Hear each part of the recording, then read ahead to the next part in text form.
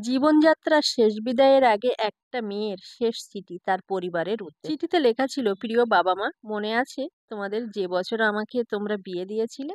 তখন আমার বয়সটা হয়তো কম ছিল, কিন্তু ওই বয়সে আমার তুচ্ছ জ্ঞান কি বলেছিল? তোমাদের যখন পাত্রপক্ষের দেখা শেষে খুশি মনে তোমরা আমার বিয়ে ঠিক করেছিলে, তখন আমি বলেছিলাম এ বিয়েতে আমি রাজি না। আর তার কারণ কি ছিল জানো? বাবা, আমার অন্য কোথাও কোনো সম্পর্ক ছিল না। কিন্তু যার সাথে তোমরা আমার বিয়ে ঠিক করেছিলে সে ছিল ধনী পরিবারের একজন ছেলে, দেখতে স্মার্ট। মা, আমি বলেছিলাম তোমাকে, ধনসম্পত্তি, টাকা পয়সা মানুষকে কখনো সুখ দিতে পারে না। মানুষ তার সাথেই সুখী হয় যে তার মন বোঝে, দুঃখ বোঝে, যে তাকে মূল্যায়ন করে, ভালোবাসে, সম্মান করে। মা, আমি তোমাকে আরো বলেছিলাম, সুন্দর দেখতে হলে কি হবে, মানুষের আসল সৌন্দর্য থাকে তার মনে। মা জানো, আজ তার সাথে একটু মনোমালিন্য হতে না হতেই সুন্দর চেহারাটা নিয়ে সে অন্য জায়গায় সুখ খুঁজে নেয়। যে ধনসম্পত্তির জন্য তোমরা আমার বিয়ে দিলে সুখে থাকবো বলে, জানো মা, ওই ধনসম্পত্তির জন্য আজ আমাকে অল্প ভুল ত্রুটির জন্য শুনতে হয় বাড়ি থেকে বেরিয়ে যা। আরে এসেছিস তো ছোটলোক ফ্যামিলি থেকে, তাই শিক্ষার অভাব।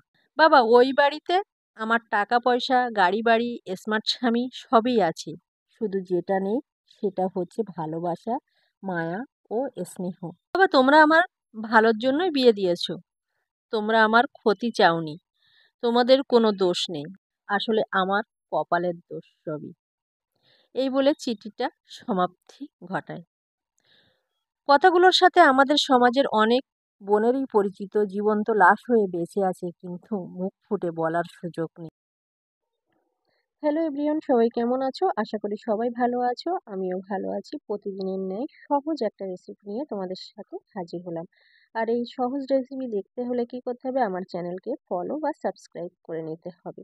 এখানে বেগুন, টমেটোর মানে মাখিয়ে নিয়ে তারপরে বেসন দিয়ে সবকিছু উপকরণ দিয়ে এই যে ঝটপট করে তেল গরম হয়ে গেলে ভেজে নিতে হবে। হালকা গরম হলে ভাজতে হবে, বেশি তেল কড়া হয়ে গেলে কিন্তু যেই সেই পুড়ে যাবে, ভিতর কাঁচা থাকবে, খেতে ভালো লাগবে না। তো এইভাবে উল্টে পাল্টিয়ে 2-3 বার উল্টিয়ে পাল্টিয়ে নিলে হয়ে যাবে। হ্যাঁ, তা আজ এ পর্যন্ত। নেক্সট দিন আবার কোনো সহজ রেসিপি নিয়ে হাজির হব তোমাদের সাথে। যদি রেসিপি ভালো লাগে আবারও বলছি, লাইক কমেন্ট শেয়ার করবে, আর চ্যানেলকে ফলো আর সাবস্ক্রাইব করে নেবে। আর কে কোথা থেকে দেখছো বা কোন দেশ থেকে দেখছো কমেন্টে জানাতে কিন্তু ভুলবে না। আর হ্যাঁ, এতক্ষণ আমার সাথে থাকার জন্য অগ্রিম তোমাদের ধন্যবাদ জানাচ্ছি।